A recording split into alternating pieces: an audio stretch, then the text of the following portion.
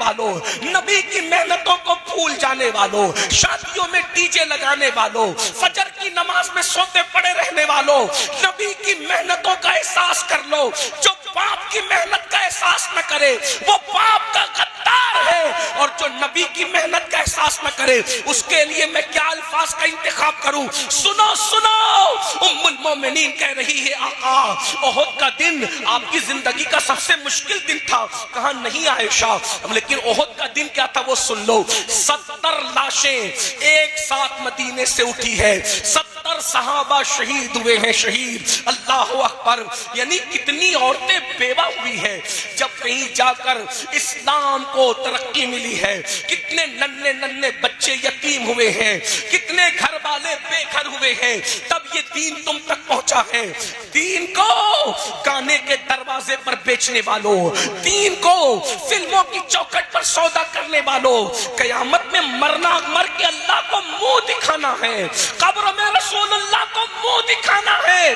کیا جواب دو گے اپنے نبی کو؟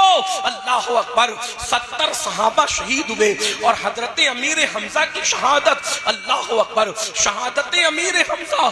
اللہ اللہ, ایک شخص نے امیر حمزہ کو شہید کیا. ایک عورت کے کہنے پر حضرت امیر حمزہ کے کان کاٹے گئے, ناک کاٹی گئی, ہونٹ کاٹے گئے, زبان کاٹی گئی. اللہ اکبر, اور پھر آخری میں حضرت امیر حمزہ کا سینہ چیر کر ان کے سینے سے کلیجہ نکالا گیا, اور کلیجہ نکال کر اس شخص نے جس نے حضرت امیر حمزہ کو شہید کیا تھا کلیجہ نکال کر ایک عورت کے ہاتھ میں دیا, اور وہ عورت حضرت امیر حمزہ کے کلیجے کو اپنے دانتوں سے چبانے لگی.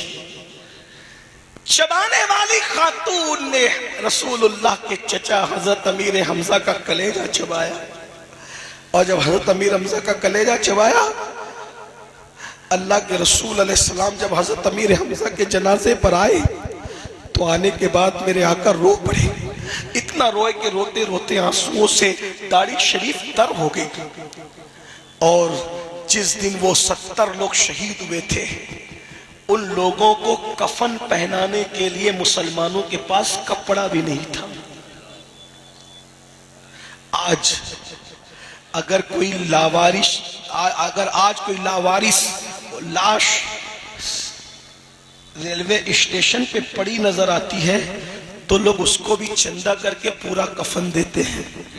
لیکن اسلام کے لیے وہ لوگ جو شہید ہوئے ہیں, جن کے لیے قرآن میں آیت آئی ہے وَلَا تَقُولُوا لِمَنْ يُقْتَلُ فِي سَبِيلِ اللَّهِ أَمْوَاتٌ بَلْ أَحْيَاءٌ وَلَكِنْ لَا تَشْعُرُونَ, یہ خاص نازل ہوئی ہے شہدائے احد کے لیے, اور اس کا حکم پھر ہر شہید کے لیے عام ہے قیامت تک کے لیے. لیکن سوچو تو صحیح کہ ان کو کفن دینے کے لیے کپڑا بھی نہیں تھا. اس وقت حضرت امیر حمزہ کی بہن سیدہ صفیہ میدان احد میں موجود تھی. جب دیکھا کہ میرا بھائی شہید ہو گیا ہے تو اپنے بیٹے حضرت زبیر ابن عوام سے کہا کہ بیٹا میرے گھر میں سوتی 2 دوپٹے کے ٹکڑے موجود ہیں, 2 دوپٹے اٹھا کر کے لاؤ. اور وہ جو 2 دوپٹے اٹھا کر کے لائے تو کہا یا رسول اللہ یہ 2 سوتی دوپٹوں کے ٹکڑے ہیں, میرے بھائی حمزہ کو اس میں آپ کفن پہنا دیں. تو میرے آقا نے روتے ہوئے کہا تھا کہ حمزہ کی بہن اس میدان میں موجود ہیں تو حمزہ کے لیے اس نے کفن کا انتظام کر دیا. لیکن میرا ایک اور بھی تو صحابی ہے جسے دنیا مصعب ابن عمیر کے نام سے جانتی ہے, مصعب کے لیے کون کفن کا انتظام کرے گا؟ تو انہوں نے کہا تھا یا رسول اللہ یہ کپڑے آپ کے پاس ہیں, آپ جس کو چاہیں دے دیں, حمزہ کی کوئی قید نہیں. تو میرے آقا نے فرمایا ایک حمزہ کے لیے, ایک مصعب ابن عمیر کے لیے. اور اس کے بعد پھر کیا ہوا؟ اللہ اکبر, جانے والا گیا اور روتے ہوئے واپس آیا. عرض کیا یا رسول اللہ ہم ان کے چہرے پہ کپڑا ڈالتے ہیں تو پیر کھل جاتے ہیں, اور پیروں پہ کپڑا ڈالتے ہیں تو سر کھل جاتا ہے. میرے آقا نے روتے ہوئے کہا تھا حمزہ اور مصعب کے چہرے پہ کپڑا ڈال دو اور پیروں پر گھاس ڈال کر ان کے دفن کا انتظام کرو. وہی احد کا دن ہے جس میں رسول اللہ کے دندان شہید ہوئے. وہی احد کا دن ہے جس میں رسول اللہ کے گھٹنوں کو زخمی کیا گیا, حضور کے گالوں کو زخمی کیا گیا. اور پھر ام المومنین سیدہ عائشہ کہتی ہے کہ یا رسول اللہ, آپ کی زندگی کا سب سے مشکل دن احد کا دن تھا. آقا فرماتے نہیں, اتنی مشکلوں کے بعد بھی کہا احد کا دن مشکل نہیں تھا, بلکہ پوچھا پھر کون سا دن مشکل تھا؟ تو میرے آقا فرماتے ہیں عائشہ, طائف کا دن میری زندگی کا سب سے مشکل ترین دن تھا. جشن میلاد مصطفیٰ کی محفل سجانے والوں, یہ طائف کا دن کیا دن تھا. میرے آقا علیہ الصلوۃ والتسلیم جب طائف میں گئے تو ایک ہی غلام ساتھ میں تھا. اللہ کے رسول علیہ الصلوۃ والتسلیم طائف والوں کے گھر گھر جاتے اور ان کو دین کی دعوت دیتے, لیکن کسی نے اسلام قبول نہیں کیا. بلکہ اسلام قبول نہیں کیا لیکن چند لڑکوں کو, چند چھوکروں کو اللہ کے رسول کے پیچھے لگا دیا اور کہا ان کو پتھروں سے مارتے رہو اور پیچھے چلاتے رہو کہ پاگل پاگل معاذ اللہ ثم معاذ اللہ. اس طریقے سے وہ چلاتے رہے. آقا فرماتے ہیں عائشہ, جس وقت وہ مجھے مارتے تھے سر سے لے کر پیر تک خون کی پھواریں تھی, پورا وجود خون سے لہو لہان تھا, حتیٰ کہ نالین خون سے بھر گئی. آقا فرماتے ہیں بتقاضۂ بشریت جب اللہ کے رسول بیٹھ گئے تو انہوں نے حضور کو بیٹھنے نہیں دیا, بلکہ دونوں ہاتھ پکڑ کے حضور کو کھڑا کیا اور کھڑا کرنے کے بعد حضور کی پنڈلیوں پہ انہوں نے پتھر مارے. پنڈلی سمجھتے ہیں, پنڈلیوں پہ پتھر مارے. اب میں تم سے پوچھتا ہوں, اس طرح کی محنت کرنے والے رسول جنہوں نے محنت کر کے دین کو ہم تک پہنچایا, آج ہمارے پاس دین کی اہمیت کیا ہے؟ آج ہمارا نوجوان جلسے میں تو کہتا ہے کہ غلامی رسول میں موت بھی قبول ہے, لیکن جب فجر کی نماز کی بات آتی ہے تو بہت سادگی سے کہتے ہیں مولانا ہمیں نماز کا ٹائم نہیں ملتا. بولو, اگر باپ کی محنتیں سامنے ہو تو بڑی سے بڑی محنت کرنے کے لیے بیٹا تیار ہوتا ہے کہ نہیں ہوتا؟ تو رسول پاک کی محنتوں کی قدر کیوں نہیں کرتے؟ کیا تم یہ سوچتے ہو کہ آقا نے چاند کے 2 ٹکڑے کیے تھے اور پورا مکہ مسلمان ہو گیا تھا؟ چاند کے ٹکڑے کرنا حق ہے, سورج کو پلٹانا حق ہے, درختوں کو اپنے پاس بلانا حق ہے, مگر یاد رکھو یہ معجزات دیکھ کر ظالموں نے کہا تھا یہ تو جادو ہے, لیکن رسول پاک کی محنتیں تھی. ان محنتوں کی وجہ سے وہ کلمہ پڑھ کے مسلمان ہوئے تھے. خالد ابن ولید کہتے ہیں ایک ایک دروازے پر اللہ کے رسول دن میں 17 مرتبہ گئے اس دین کے لیے.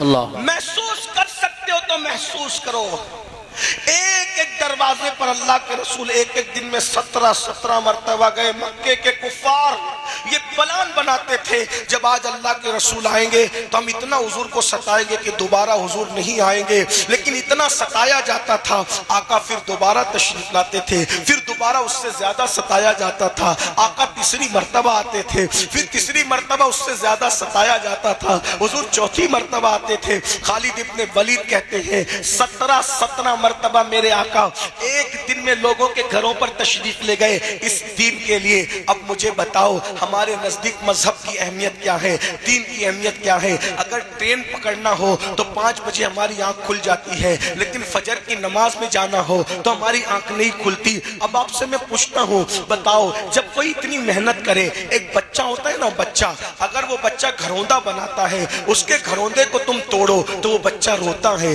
چیختا ہے, چلاتا ہے, ہائے میری محنت, ہائے میری محنت. اب آپ سے پوچھنا چاہتا ہوں, بچے کا بنایا ہوا گھروندہ اگر تم اس کی قدر نہ کرو تو وہ روتا ہے. رسول اللہ کا قائم کیا ہوا دین, آج یہ جو دین کی بہاریں ہیں, آج یہ جو دین میں رانائیاں ہیں, آج یہ جو دین کا گلشن ہرا بھرا ہے, اگر تم اس کی قدر نہیں کرو گے تو اس کی تکلیف کس کو ہوگی؟ اللہ کے رسول کو ہوگی, مصطفیٰ جان رحمت کو ہوگی. میرے بھائیوں کتنا افسوس ہوتا ہے نا, آج مسلمان زنا کی گندی فلمیں رات کے 3 بجے تک دیکھتا ہے. کیا سمجھتے ہو کیا اللہ کے رسول کو اس کی خبر نہیں ہوتی؟ ہم کسی مر کے مٹی میں مل جانے والے کا کلمہ نہیں پڑھتے, ہم تو اس نبی کا کلمہ پڑھتے ہیں جو زندہ ہیں, ہماری جانوں سے زیادہ قریب ہیں. تو زندہ ہے واللہ, تو زندہ ہے واللہ. میری چشم عالم سے چھپ جانے والے, میں سب سے پوچھتا ہوں, ارے ڈیجیٹل جو وہ جوا کھیلنے والوں, ڈیجیٹل طور پہ جوا کھیلنے والوں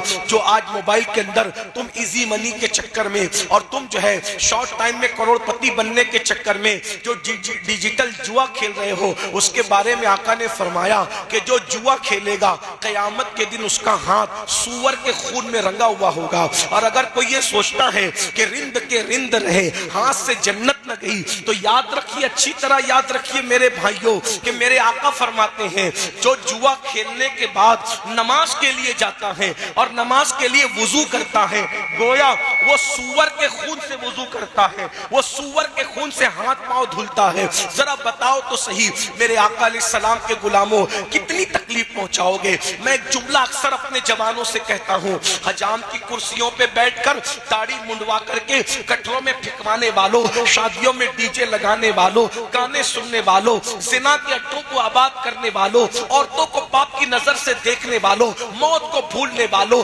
آخرت کو فراموش کرنے والوں، سود اور بیاج کے دھندے کرنے والوں، اپنے گھر کی عورتوں کو فلموں میں لے جانے والوں، اپنے گھر کی بیٹیوں کو بیوٹی پارلر تک لے جانے والوں، بے پردہ اپنی بچیوں کو ولیموں میں لے کر کے گھومنے والوں، کبھی تم نے سوچا کہ طائف کی وادیوں میں رسول اللہ کے جسم پر جو پتھر مارے جا رہے تھے وہ حضور کے جسم کو زخمی کر رہے تھے؟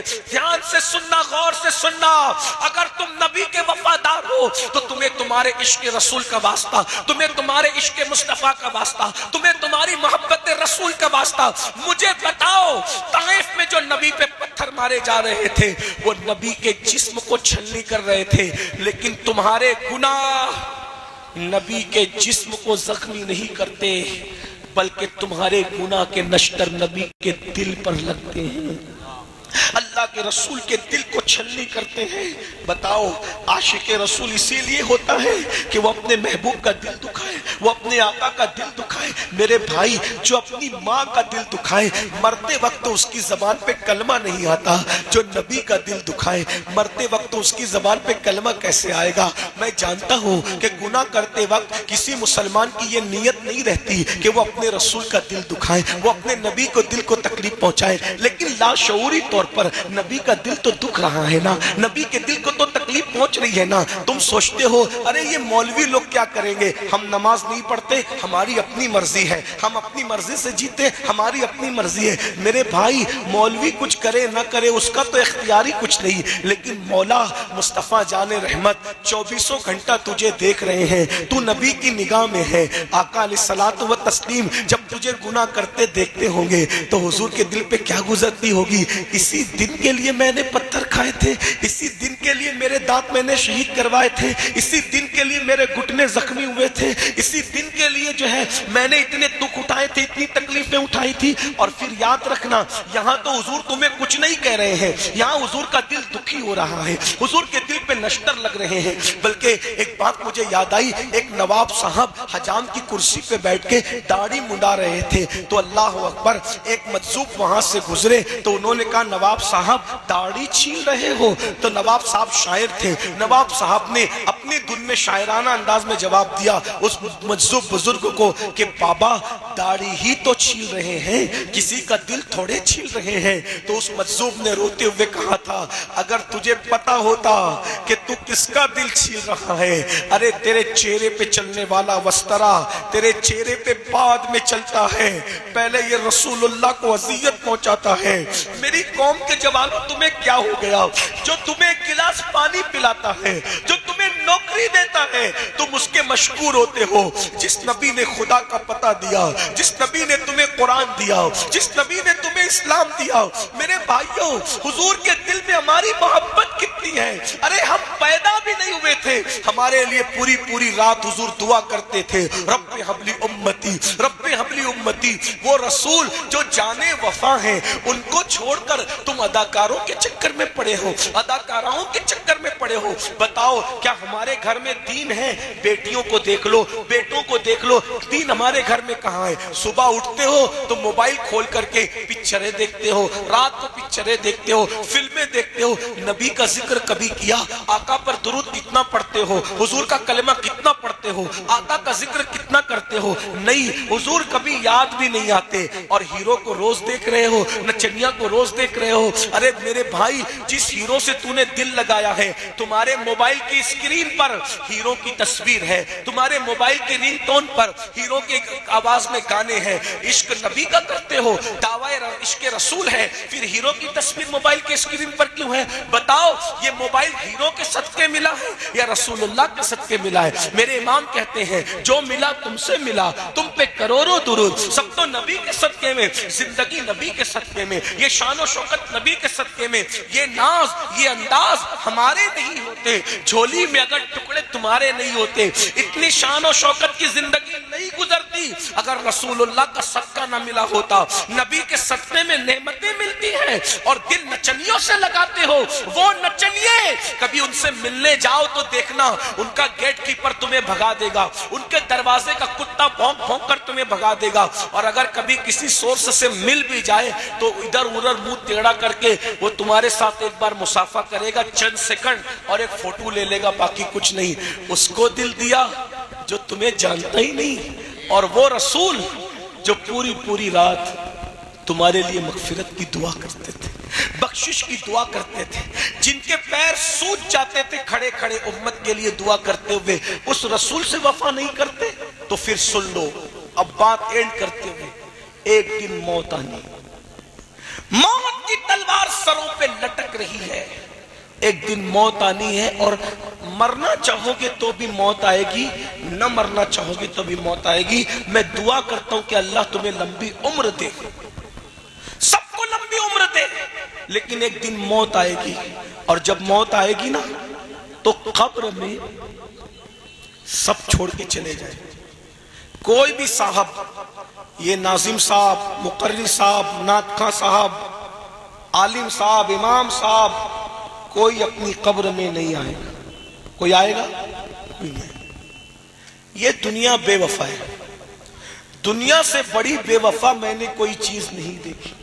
غالب نے کہا تھا، ہم نے مانا کہ تغافل نہ کرو گے، لیکن خاک ہو جائیں گے ہم تم کو خبر ہونے تک۔ میرے بھائی، جن کے ساتھ 3 گھنٹے بیٹھتے ہو، 10 منٹ نماز کے لیے ٹائم نہیں نکالتے، جن کے ساتھ 3 گھنٹے بیٹھتے ہو، تمہاری میت کے بعد یہ تمہارے جنازوں میں نہیں آئیں گے؟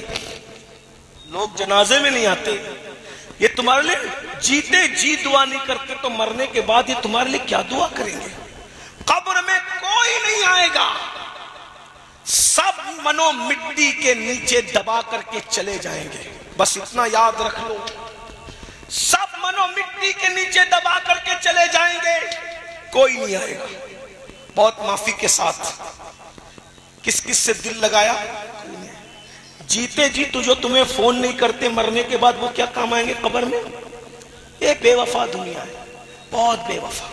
بچے بھی روئیں گے دھوئیں گے گھر چلے جائیں گے، بیوی روئے گی دھوئے گی گھر پڑی رہے گی، ماں باپ روئیں گے دھوئیں گے، کوئی کسی کی قبر میں نہیں آتا۔ اور قبر وہ جگہ ہے، اللہ کے رسول فرماتے ہیں، اتنا اندھیرا ہے قبر میں کہ ایک ہاتھ کو دوسرا ہاتھ سجائی نہیں دیتا۔ مردہ جانے والوں کو حسرت سے دیکھ کر کہتا ہے، سب مجھے چھوڑ کے جا رہے ہو، سب مجھے چھوڑ کے جا رہے ہو، سب مجھے چھوڑ کے جا رہے ہو۔ جب وہ کوئی جواب نہیں دیتا تو گویا ایک آواز آتی ہے، اے میرے غلام، اگر تجھے سب چھوڑ کر چلے گئے تو تو غم نہ کر، سب چلے گئے، اب آنے والا آتا ہے، کون آ رہا ہے؟ سب نے تیرے ساتھ بے وفائی کی، جانے وفا تیرے پاس آتا ہے۔ کون آتا ہے؟ اللہ کی مخلوق میں اس سے بڑا کوئی نہیں۔ بے شک۔ کون آتا ہے؟ اللہ کی مخلوق میں ان سے خوبصورت کوئی نہیں۔ بے شک۔ کون آتا ہے؟ اللہ کی مخلوق میں ان سے سخی کوئی نہیں۔ بے شک۔ اللہ کی مخلوق میں ان سے عظیم کوئی نہیں۔ بعد از خدا بزرگ توئی، قصہ مختصر۔ ارے کون آتا ہے؟ تو میرے امام کہتے ہیں، قبر میں لہرائیں گے تا حشر چشمے نور کے، جلوہ فرما ہوگی جب طلعت رسول اللہ کی، حضور کی آمد ہوگی، آقا قبر میں تشریف لائیں گے۔ اب قبر میں آئیں گے تو آپ سب خوش ہو گئے نا؟ سب خوش ہو گئے۔ قبر میں آئیں گے تو حضور قبر میں آئیں گے، انشاءاللہ آئیں گے انشاءاللہ۔ لیکن یہاں آنے کے بعد جو لوگ واقعی علم اور عشق رکھتے ہیں وہ لرزتے ہیں، حضور قبر میں آئیں گے؟ ہم تو نعرے لگا رہے ہیں حضور قبر میں آئیں گے، اور اللہ والے حضور قبر میں، وہ سینہ پکڑ رہے ہیں، وہ دل پکڑ رہے ہیں، حضور قبر میں آئیں گے۔ ہم نے اللہ والوں سے پوچھا ارے ہم تو نعرے لگاتے حضور قبر میں آئیں گے، آپ دل کیوں پکڑ رہے ہیں؟ تو وہ کیا کہتے ہیں پتہ ہے؟ ہم حضور کا سامنا کیسے؟ اللہ، اگر بیٹا زنا کرتے ہوئے پکڑا جائے تو وہ اپنے باپ کا سامنا کرتا ہے؟ بیٹا چوری کرتے ہوئے پکڑا جائے اور باپ کو معلوم ہے میرا بیٹا چوری کر کے آئے، وہ اپنے باپ کا سامنا کر پاتا ہے؟ اب مسلمانوں بس میں اپنی گفتگو تمام کر رہا ہوں اسی درد دل پہ آپ سے پوچھتا ہوں، اگر باپ کو معلوم ہو کہ میرا بیٹا زانی ہے، شرابی ہے، چور ہے، ڈاکو ہے، تو کیا بیٹا اپنے باپ کے سامنے منہ دکھانے کے قابل رہتا ہے؟ اور اگر باپ کے سامنے آ جائے تو باپ کیا کرتا ہے؟ منہ پھیرتا ہے کہ نہیں پھیرتا؟ غیرت باپ بلا تمثیل بلا تمثیل قبر میں حضور آئے، حضور آئے، حضور آئے، سب چھوڑ کے چلے گئے تھے، امام صاحب بھی، مولانا صاحب بھی، مقرر صاحب بھی، سید صاحب بھی، سب چھوڑ کے چلے گئے تھے۔ اگر مولانا مجھے آپ معاف کریں تو ایک سچی بات کہہ دوں، پیر صاحب بھی چھوڑ کے چلے گئے۔ بالکل بے شک یہی بات، یا پیر یا پیر یا پیر کرتے ہو نا، سب پیروں سے محبت کرو، پیروں کا دامن پکڑے رہو، مجھے کوئی اعتراض نہیں، لیکن قبر میں یہاں پیر صاحب بھی نہیں ہے۔ بے شک، اور آج کل کے اللہ ماشاءاللہ سب کی بات نہیں کرتا، لیکن زیادہ تر جو پیر بیچارہ مسجد میں نہیں آتا وہ پیر تمہاری قبر میں کیا آنے والا؟ بتائیے نا، بہت معافی کے ساتھ، میں آپ کا رشتہ پیروں سے توڑنے نہیں آیا، جوڑنے آیا ہوں، لیکن جو اللہ کے گھر میں نہ آئے وہ تمہاری قبر میں کیا آئے گا میرے بھائی؟ جو عورتوں سے پیر دبوائے وہ خود جہنم کا ایندھن بنے گا میرے بھائی، وہ کیا آئے گا میرے بھائی؟ خدا کے لیے اپنے آپ پہ رحم کر لو، تم نے بے وفا لوگوں سے دل تو لگا لیا، لیکن جانے وفا سے وفاداری کب کرو گے؟ میں کہتا ہوں سب سلسلے میں مرید ہوئے، نبی کی وفا کے سلسلے میں بھی کبھی مرید ہو جاؤ۔ اللہ اکبر، یہ نبی کی وفاداری ہمارے اندر کہاں ہے میرے بھائی؟ بتا تو صحیح۔ اللہ اکبر، میں خدا کا واسطہ دے کر، تمہارے عشق رسول کا واسطہ دے کر تم سے کہتا ہوں، جب سب قبروں میں سے چلے گئے، مٹی منہ پہ ڈال کر امین القادری بھی گیا، یہ بھی گیا، وہ بھی گیا، وہ بھی سب گیا، تو کون آیا؟ قبر میں حضور آئے۔ اب بتاؤ، حضور آئے، حضور تو قبر چمکانے آئے، حضور تو جنت کے باغوں میں سے باغ بنانے آئے، حضور تو تھپکیاں دے کے سلانے آئے۔ میرے امام کہتے ہیں ماں جب ایک لوتے کو چھوڑے آ آ کہہ کے بلاتے یہ ہیں، باپ جہاں بیٹے سے بھاگے لطف وہاں فرماتے یہ ہیں، بندے کو مرقد میں تھپک کر میٹھی نیند سلاتے یہ ہیں، ٹھنڈا ٹھنڈا میٹھا میٹھا پیتے ہمیں پلاتے یہ ہیں، قصر دنا تک کس کی رسائی، جاتے یہ ہیں آتے یہ ہیں۔ بولو نبی اپنے امتیوں کو قبر میں تھپکیاں دے کے سلاتے ہیں۔ ارے جب ماں تھپکیاں دیتی ہے تو سونے میں اتنا مزہ آتا ہے، جب نبی کے نرم نرم ریشم سے زیادہ نرم ہاتھ، مشک سے زیادہ خوشبودار ہاتھ جب امتی کو قبر میں تھپکیاں دیں گے تو کیسے سکون کی نیند آئے گی۔ تاج الشریعہ کہتے ہیں نبی کے سلائے ہوئے کو کون اٹھا سکتا ہے؟ کہتے ہیں میں مروں تو میرے مولا یہ ملائکہ سے کہہ دے، میں مروں تو میرے مولا یہ ملائکہ سے کہہ دے، کوئی اس کو مت جگانا ابھی آنکھ لگ گئی ہے، کوئی اس کو مت جگانا ابھی آنکھ لگ گئی ہے۔ ارے جو نبی کے دامن میں سو اس کا کیا حال ہوگا؟ تیرے دامن کرم میں جسے نیند آ گئی ہے، تیرے دامن کرم میں جسے نیند آ گئی ہے، جو فنا نہ ہوگی ایسی اسے زندگی ملی ہے، جو فنا نہ ہوگی ایسی اسے زندگی ملی ہے۔ لیکن یہ کون نبی کے دامن میں سوئے گا؟ نبی کس کو تھپکیاں دے کے سلائیں گے؟ جو نبی کا وفادار ہوگا، جس نے داڑیاں منڈا کر کٹروں میں پھکوائی ہوگی اور نبی کا دل دکھایا ہوگا، جس نے نمازوں کے وقت میں مسجد کے زینوں پہ بیٹھ کے موبائل کے گیم کھیلے ہوں گے، اللہ اکبر، جس نے نبی کے دشمنوں کے ساتھ رشتہ داریاں کی ہوگی، نبی کے گستاخوں کو اپنی بیٹیاں دی ہوگی، ان سے بیٹیاں لی ہوگی، جن کی بیٹیاں بیوٹی پارلروں میں سجنے دھجنے کے لیے گئی ہوگی، ان کے ساتھ کیا ہوگا؟ کیا ان کو بھی نبی تھپکیاں دے کے سلائیں گے؟ میں ان کو نبی کا غدار تو نہیں کہہ رہا ہوں، لیکن یاد رکھو، غور سے سن لو، نبی قبر میں آئے، تصور کرو، باپ چلا گیا، بھائی چلا گیا، ماں چھوٹ گئی، بچے چھوٹ گئے، سب چھوٹ گئے، کس کا سہارا تھا؟ بولو کس کا سہارا تھا؟ حضور کا سہارا۔ اب حضور قبر میں آئے اور آپ کو اور ہمیں دیکھا، اللہ نہ کرے، اللہ نہ کرے، 1000 بار نہ کرے، اللہ کسی دشمن کو بھی وہ دن نہ دکھائے، اللہ کسی دشمن کو بھی وہ دن نہ دکھائے۔ کس کا سہارا رہ گیا؟ اے بے کسوں کے آقا اب تیری دہائی، صرف حضور کا سہارا ہے، باقی سب سہارے چھوٹ گئے۔ ایسے میں حضور سے آنکھیں ملی اور حضور نے دیکھا اور کہا اچھا تو ہی تھا سود کے دھندے کرتا تھا، اللہ بیاج کے دھندے کرتا تھا، تو نے میرا فرمان نہیں سنا تھا کہ جس نے سود کا بیاج کا ایک لقمہ کھایا گویا اس نے اپنی ماں کے ساتھ 36 مرتبہ زنا کیا؟ اللہ اکبر، اللہ تو ہی تھا نماز کا مذاق اڑاتا تھا، تو ہی تھا جو مسجدوں کے دروازے پہ بیٹھ کے گیم کھیلتا تھا لیکن تجھے مسجد میں جانے کی توفیق نہیں تھی، تو ہی تھا جو اوور اسمارٹ بننے کے لیے چہرے سے داڑیاں مڈا مڈا کر گٹروں میں پھینکواتا تھا، تو ہی تھا جس نے شریعت کو پیٹ کے پیچھے ڈال رکھا تھا۔ اور ایسے میں حضور جلال میں آئے، غصے میں آئے، اللہ نہ کرے، اللہ نہ کرے غضب سے ان کے خدا بچائے، جلال باری عتاب میں ہے، اللہ اکبر۔ حضور جلال میں آ جائے، غصے میں آ جائیں اور منہ پھیر کر، چہرہ پھیر کر، رخ انور پھیر کر تیری قبر سے جلال میں غصے میں واپس چلے جائیں۔ مجھے بتاؤ میرے بھائی، بس اتنی بات میں تمہیں اتنی دور سے کہنے کے لیے آیا تھا، اگر اللہ نہ کرے حضور چہرہ پھیر لیں تو پھر دنیا میں اور آخرت میں مجھے اور آپ کو کون بچائے گا؟ اپنے آپ پہ رحم کر لو، 10 منٹ کا ٹائم مسجد کے لیے نکال لو، نماز کے لیے 10 منٹ کا ٹائم نکال لو۔ عاشقوں نے تو پہلی رات کی دلہن چھوڑ کر کے شہادت کو قبول کیا، اور ہم لوگ نیند چھوڑ کر 10 منٹ کی نیند قربان کر کے مسجد میں نہیں آ سکتے، بے شک۔ نعرہ تکبیر، نعرہ جوا نہیں چھوڑ رسالت، سکتے، نعرہ غوثیہ، نشہ نہیں چھوڑ سکتے، بد نگاہی نہیں چھوڑ سکتے۔ یہ میری مائیں اور بہنیں بیٹھی ہیں، بیماری سے بچنے کے لیے لوگ منہ چھپا سکتے ہیں، کووڈ سے بچنے کے لیے، اور حضور کی خوشی کے لیے عورتیں پردہ نہیں کر سکتی، نہیں کر سکتی پردہ۔ سیدہ فاطمہ الزہرا کے پردے کا عالم یہ ہے کہ ان کے دوپٹے کو کبھی چاند و سورج نہ دیکھے، اور ہمارا حال کیا ہو گیا؟ اس لیے اللہ کے لیے توبہ کرو، حضور کو مناؤ، حضور کو راضی کرو، آقا راضی ہو جائیں گے، آقا سے وفا کرو۔ یاد رکھنا، اگر یہ سمجھتے ہو کہ میں سنی ہوں اور میں جھنڈا لگاتا ہوں، جلوس نکالتا ہوں، اسی پر میں نبی کا وفادار ہوں، میں آپ کو غدار کہنے نہیں آیا، لیکن اتنا ضرور ہے جھنڈے کی اہمیت اپنی جگہ ہے، جلوس کی اہمیت اپنی جگہ ہے، جلسے کی اہمیت اپنی جگہ ہے، نعت رسول کی اہمیت اپنی جگہ ہے، لیکن اگر گناہ کرتے ہو تو اس سے نبی کا دل دکھتا ہے۔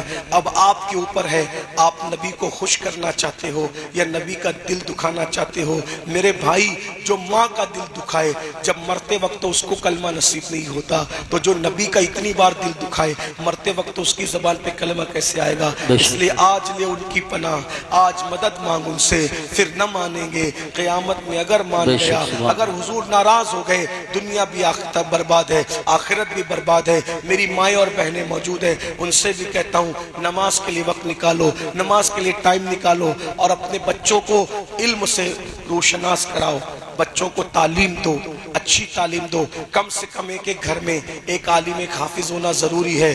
ڈاکٹر بناؤ، انجینئر بناؤ، ٹیچر بناؤ، ایڈوکیٹ بناؤ، تعلیم پہ محنت کرو۔ آج مسلمان کیا کہتے ہیں؟ ہمارے پاس تعلیم کے لیے پیسے نہیں ہیں، تعلیم مہنگی ہو گئی ہے۔ میں نے کہا بھائی، جوتے بھی مہنگے ہو گئے، کپڑے بھی مہنگے ہو گئے، موبائل کا ریچارج بھی مہنگا ہو گیا، دال اور شکر بھی مہنگی ہو گئی، لیکن کبھی واپس آئے شو روم سے، یار موبائل مہنگا ہو گیا ہم نے نہیں خریدنا، جوتے مہنگے ہو گئے ہم نے نہیں خریدنا، شکر اور دال مہنگی ہو گئی ہم نے نہیں خریدنا۔ ہر مہنگی چیز خریدتے ہو تو تعلیم کے لیے بہانہ کیوں لگاتے ہو کہ تعلیم مہنگی ہو گئی؟ جب یہ دنیا ہی مہنگی ہے تو پھر اس مہنگے زمانے کے اندر 8 گھنٹے کی بجائے 12 گھنٹہ محنت کرو، 12 گھنٹے کی بجائے 14 گھنٹہ محنت کرو، اور زیادہ محنت کر کے اپنے بچوں کو پڑھاؤ، اپنے بچوں کی تعلیم پر کوشش کرو۔ اور ایک بات آپ کو بتاؤں، 2-2 کروڑ کی مسجدوں کے گنبد بنانے کی بجائے، 2-2 کروڑ کے مسجدوں کے مینار بنانے کی بجائے، وہ 2 2 करोड़ का मीनार और गुंबद बनाने की बजाय वो करोड़ों रुपए अच्छी स्कूलों के लिए खर्च करो, अच्छे मदरसों के लिए बहुत खर्च अच्छा करो, पैगाम। अच्छी यूनिवर्सिटी के लिए खर्च करो, अच्छी तालीम गांव के लिए। बहुत बहादुर बनते हो ना। हमारी बच्चियों को पर्दे में पढ़ने नहीं दिया जा रहा है, हम नारा लगाएंगे, ये करेंगे, वो करेंगे। मैंने कहा तुम्हारी बच्चियां लोगों की स्कूल की मोहताज क्यों हैं? अरे तुम अपने शहर में, अपने मोहल्ले में खुद इस्लामिक स्कूल कायम करो, अंग्रेजी तालीम हो और इश्क रसूल के माहौल में, पर्दे के माहौल में हम अपनी बच्चियों को खुद पढ़ाएं। मेरे भाइयों, मुसलमानों के पास पैसा कम नहीं है, मगर मुसलमान पैसा कहाँ खर्चा कर रहा है? उर्स में खर्चा कर रहा है, जलसे में खर्चा कर रहा है, डीजे में खर्चा कर रहा है, जुलूस में पटाखे फोड़ करके खर्चा कर रहा है। मेरे भाई, मैं तुझे मना नहीं कर रहा उर्स का, उर्स कर, लेकिन वैसा कर जैसे गरीब नवाज करते थे, ख्वाजा उस्मान हरवनी का, बाबा कुतुबुद्दीन करते थे गरीब नवाज का, बाबा फरीद करते थे बाबा कुतुब का, बाबा निजामुद्दीन करते थे बाबा फरीद का। उर्स ऐसा करो जैसे अपने बुजुर्गों ने किया।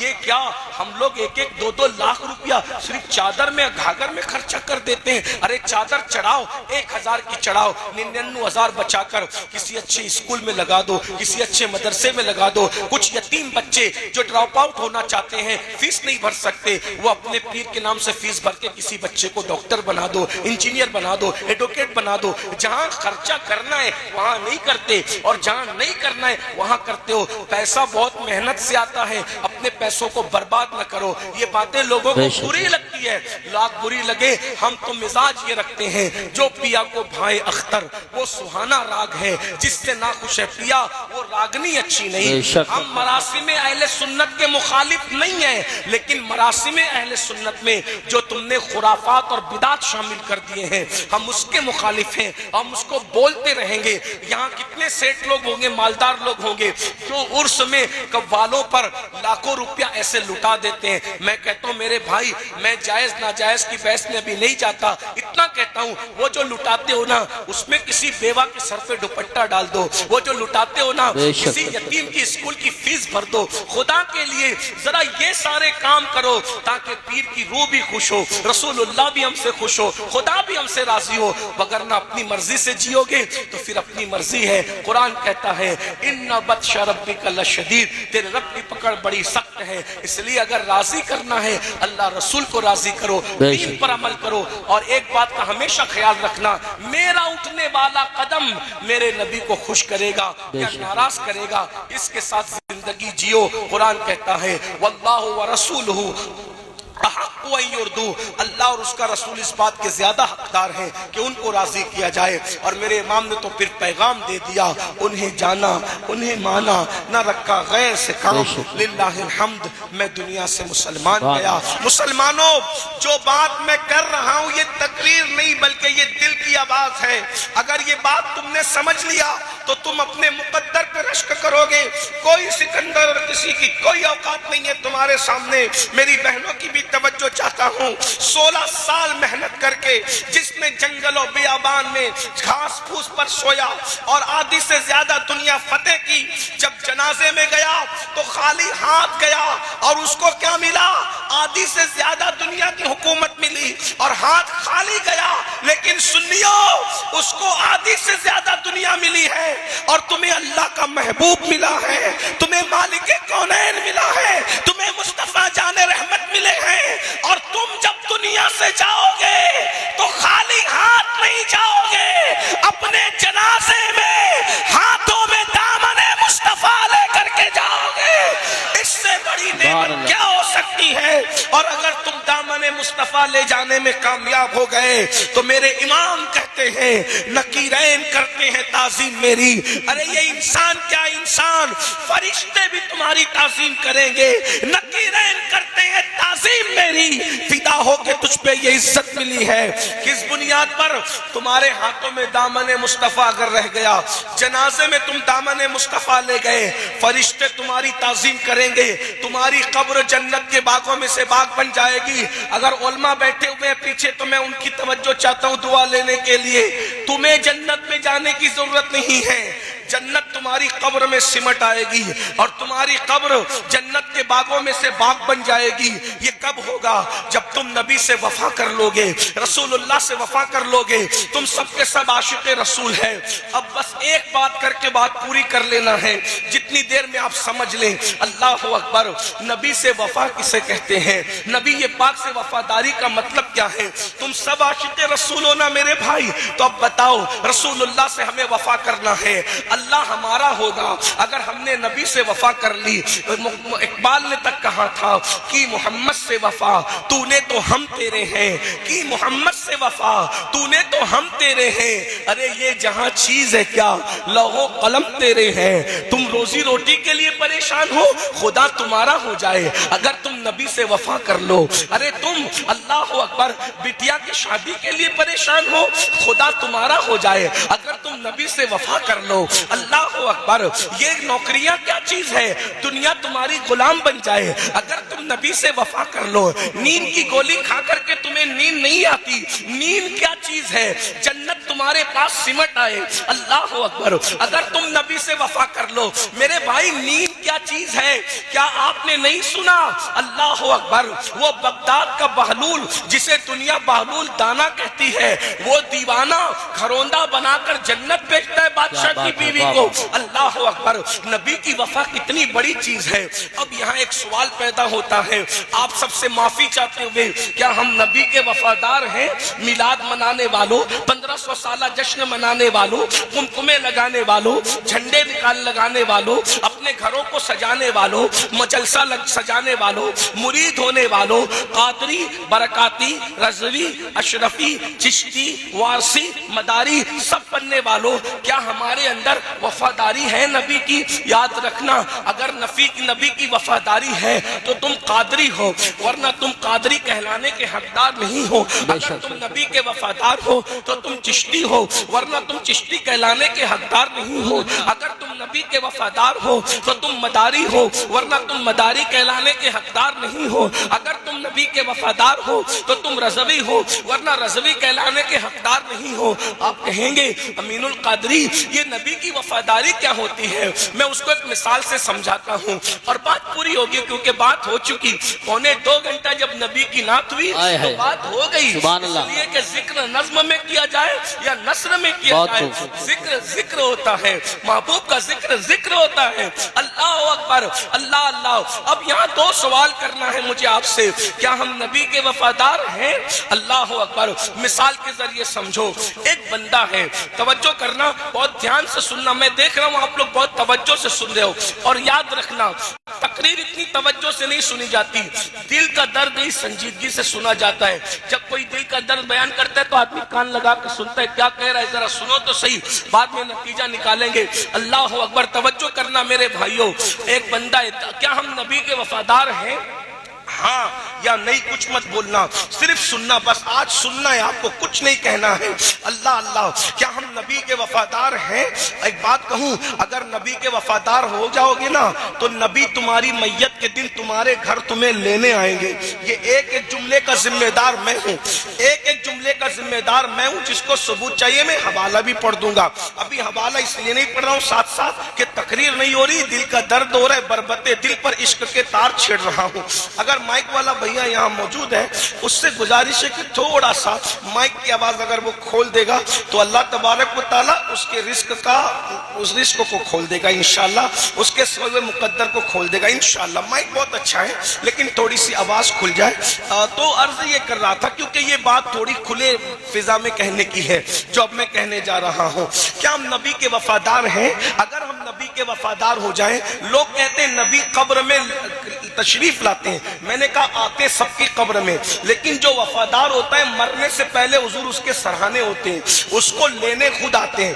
अब बताओ जिसको लेने रसूलुल्लाह आए उसको कब्र का खौफ क्या है? बल्कि मैं तो कहता हूँ यूसुफ अलैहिस्सलाम को देखें तो उंगलियां कटने का दर्द ना हो, जाने यूसुफ सामने हो तो रूह निकलने का मजा क्या होगा। मेरे इमाम कहते हैं जान तो जाते ही जाएगी कयामत ये है, जान तो जाते ही जाएगी कयामत ये है। अब यहाँ मरने पे ठहरा है नजारा तेरा, अब यहाँ मरने पे ठहराए नजारा तेरा। गौर कीजिएगा, जो नबी के वफादार होते हैं, नबी उनको लेने तक आते हैं। अल्लाह अकबर। फिर कब्र में उसको बाद में उतारा जाता है, पहले रसूलुल्लाह उसकी कब्र में खुद तशरीफ लाते हैं। उसके उतरने से पहले हुजूर आते हैं उसको सहारा देने के लिए। कोई वफादार होकर तो देखे, बस इतनी सी बात है। तो क्या हम नबी के वफादार हैं? हजारों लोग सरे शाम से लेकर अभी रात निस्फ गुजर चुकी, रात की सियाह जुल्फें उसके कमर से नीचे ढलक कर घुटनों की तरफ पड़ रही है। ऐसे में आप यहाँ इश्क रसूल में बैठे हुए इतनी गर्मी में सुन रहे हो। क्या हम नबी के वफादार हैं?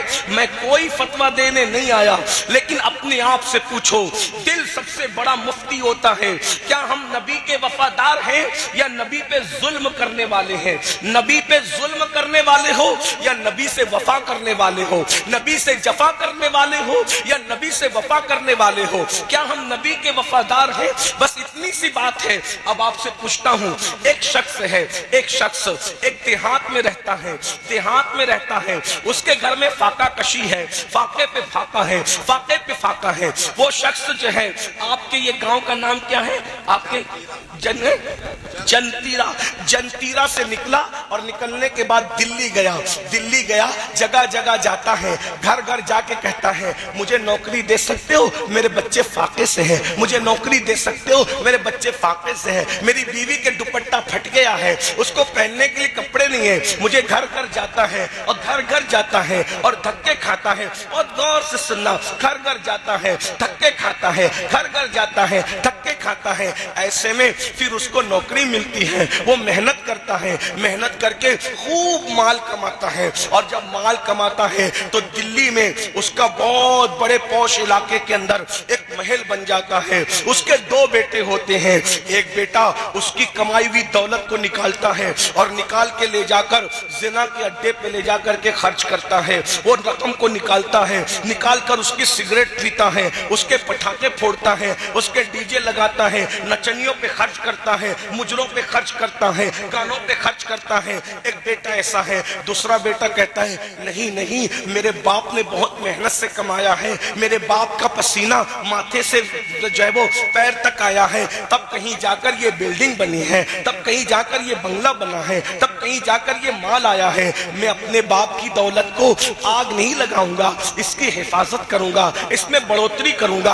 अब मुझे बताओ, दोनों में बाप का गद्दार कौन है और बाप का वफादार कौन है? बाप पर जुल्म करने वाला कौन है और बाप का गद्दार कौन है और बाप का वफादार कौन है? बोलो, आप क्या जवाब दोगे? अब जवाब देने का वक्त आया।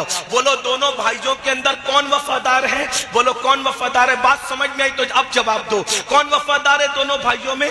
जो बाप की दौलत का ख्याल करता है, जो बाप की मेहनत का ख्याल करता है। यही है, मैं सही कह रहा हूं? बोलो भाई, सही कह रहा हूं? आवाज आपकी नहीं आ रही, कोई बात नहीं, लेकिन आप मेरी बात का तायीद करें।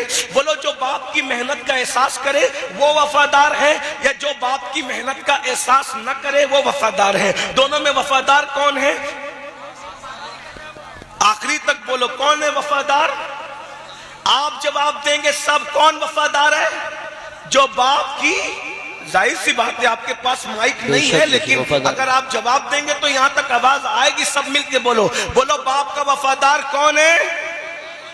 जो बाप की मेहनत का ख्याल करता है। और जो बाप की मेहनत को ख्याल नहीं करता वो बाप पर जुल्म करता है, बाप का गद्दार है तो बाप ही का बेटा मगर गद्दार है। अगर इतनी बात तुम्हारे समझ में आ गई, सब समझ गए, इसको यहीं छोड़ दो। इस मिसाल को मिलाने के लिए नहीं कहा, समझाने के लिए कहा। अब बताओ, तुम्हारा बाप दर दर भटकता है, तब जाकर के दौलत आती है। अब बिला तमसील, बिला तमसील, बिला तमसील, करोड़ों बार बिला तमसील नबी जमीन पर क्यों आए?